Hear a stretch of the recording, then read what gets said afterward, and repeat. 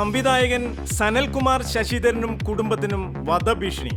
അന്തർദേശീയ ചലച്ചിത്രോത്സവത്തിൽ നിരവധി പുരസ്കാരങ്ങൾ വാരിക്കൂട്ടിയ സംവിധായകൻ സനൽകുമാർ ശശിധരനും കുടുംബത്തിനും വധഭീഷണി.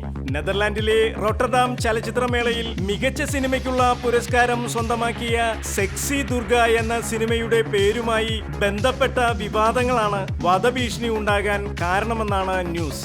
സെക്സി ദുർഗ എന്ന സിനിമ ഹൈന്ദവ ദേവതയെ അപമാനിക്കുന്നതാണെന്ന് ചൂണ്ടിക്കാട്ടിയാണത്രേ വധഭീഷണി ഉണ്ടായത്. ഏഷ്യയിൽ നിന്നും സെക്സി ദുർഗ മാത്രമാണ് റോട്ടർഡാം ഫിലിം ഫെസ്റ്റിവലിലേക്ക് തിരഞ്ഞെടുക്കപ്പെട്ടത്. എന്നാൽ സംവിധായകൻ സനൽകുമാർ ശശിധരൻ പറയുന്നത് ആരെയും വേദനിപ്പിക്കാനോ വ്രണപ്പെടുത്താനോ അല്ല തന്റെ കഥാപാത്രത്തിന് അങ്ങനെയൊരു പേരിട്ടതെന്നാണ്.